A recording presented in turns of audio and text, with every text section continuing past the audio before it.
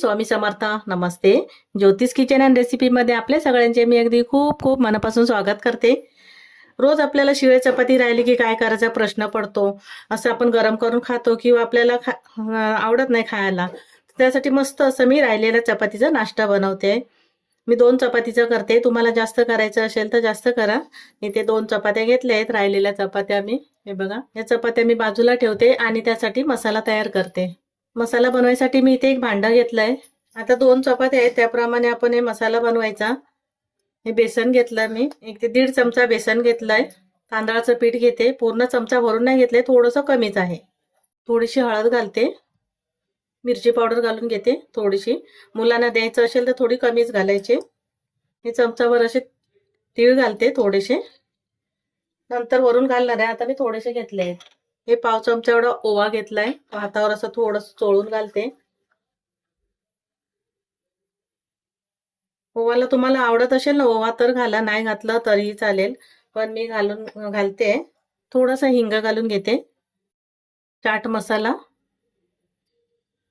मस्त असे एक चटपटीतपणा येतो. आलं लसूण आणि हिरवी मिरची वाटून घेतली आहे, ती घालते. थोडीशी कोथिंबीर घालून घेतली आहे, बारीक चिरून घेतली कोथिंबीर. आणि इथे ना मी कढीपत्ता घेतलाय, थोडंसं असं 5-6 पानं अशी बारीक एकदम चिरून घेतली. असं कढीपत्ता खाल्ला जात नाही, असं घातलं ना तर खाल्ला जाईल. मुलं किंवा मोठी माणसं पण कसं खात नाही कढीपत्ता वगैरे. असं काय बनवतं तेव्हा घालायचं. असं थोडं मी घालून घेतलंय. मीठ घालायचंय चवीप्रमाणे. आपण चपातीला मीठ घातलेलं आहे, आता फक्त जेवढं मसाला आहे त्याच्यासाठीच घालून घ्यायचंय. अजून थोडंसं मी बेसन घालून घेते, कारण 2 चपातीला पुरायला पाहिजे. धना पावडर घालते, अगदी थोडीशी, जास्त नाही घातली. हे सर्व मसाले व्यवस्थित असं मिक्स करून घ्यायचंय, मीठ मसाला सर्व व्यवस्थित असं. आणि आता मी थोडं थोडं पाणी घालते, जास्त पण नाही घालायचंय, जास्त पातळ नाही करायचंय. आणि मिक्स करून घेते. इथे मी पाणी घातलं, थोडं थोडं पाणी घातलं आणि असं याची अशी पेस्ट बनवून घेतली आहे बघा. मिश्रण बनवून घेतलं असं, जास्त घट्ट पण नाही आणि जास्त पातळही नाहीये. मीठ वगैरे बघायचं आणि तिखट आवडीप्रमाणे करून घ्यायचं, आपल्याला जेवढं तिखट पाहिजे तेवढं. तर तुम्हाला जास्त कुरकुरीत हवी असेल ना तर थोडंसं 1 चमचा गरम तेल घालायचं. मी नाही घालत आहे. जास्त कुरकुरीत आवडत असेल तर घालून घ्यायचं तेल गरम करून. आता हे मी बाजूला करते. मिश्रण तयार झालंय आणि इथे मी ही चपाती घेतली. 1 चपाती पहिली बाजूला ठेवते आणि मिश्रण थोडं थोडं असं चपातीला लावून घेते. जास्त जाड पण नाही करत आहे, हाताने लावलं तरी चालेल. मी आता चमच्यानेच लावते. व्यवस्थित असं पसरून घ्यायचं सगळीकडे. मुलांना कसं मधल्या वेळेला खायला बिस्किट देण्यापेक्षा असं बनवून द्यायचं, आवडीने खातील मुलं शाळेतून आल्यावर वगैरे. ते तीळ ठेवलेले ना ते थोडेसे असे वरून तीळ घालून घेते मी. थोडं थोडंसे मिश्रण लावायचं वरती, त्यामुळे आपला रोल व्यवस्थित असं बनेल. हातानेच लावते आता. तुम्हाला पाहिजे तर 2 चपातीचा एकसाथ रोल केला तरी चालेल. मी 1च चपातीचा असा करते, थोडं जाडसर होईल. तीळ पाहिजे तर मध्ये मध्ये लावलात ना असं तरी पण छान वाटतं. जास्त जाड पण लावत नाही मी, थोडंसं असं मिश्रण लावून घेते. हे आपलं एका चपातीला पूर्ण हे मिश्रण लावून घेतलंय. आता दुसरी चपाती आहे ना अशीच बनवून घेते मी. मी इथे दुसरी चपातीला पण सर्व मिश्रण लावून घेतलं आणि अगदी मला बरोबर एवढं मिश्रण 2 चमचे बेसन, 1 चमचा तांदळाचं पीठ, एवढं बरोबर 2 चपात्यांना लागलं. जास्त पण नाही झालं मिश्रण आणि कमी पण नाही. वरून थोडेसे मी तीळ घालून घेते, लावून घेते. आता हे मिश्रण वाफवायला ठेवते मी चपाती.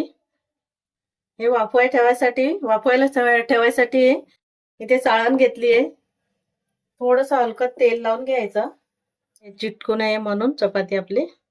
आणि रोल बनवलाय ना चपातीचा मी ठेवून देते. इथे मी गॅसवर कढई ठेवली आणि त्यामध्ये पाणी ठेवलंय.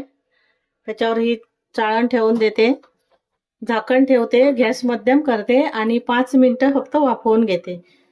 ही 5 मिनिटांमध्ये छान अशी वाफली जाईल.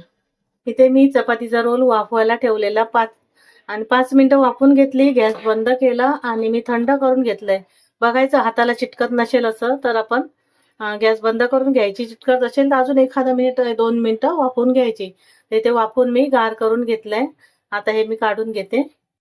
इथे दोन्ही रोल हे मी काढून घेतले आणि आता कापून घेते. तुम्हाला जसे छोटे मोठे पाहिजे असतील ना त्याप्रमाणे तुम्ही कापून घेऊ शकतात. आता मी मध्यम आकाराचे असे कापून घेते. हे बघा, जास्त मोठे पण नाही आणि जास्त छोटे पण नाही आहेत. इथे आता मी दोन्ही चपातीचे रोले कापून घेते. थोडंसं सुटलं गेलंय. मी इथे सर्व हे कापून घेतलं, दोन्ही रोल कापून घेतले. आता हे मी तळायला घेते. इथे मी तेल गरम करत ठेवलंय आणि तेल मध्यम गरम झालं, त्यामध्ये मी हे रोल घालून घेते.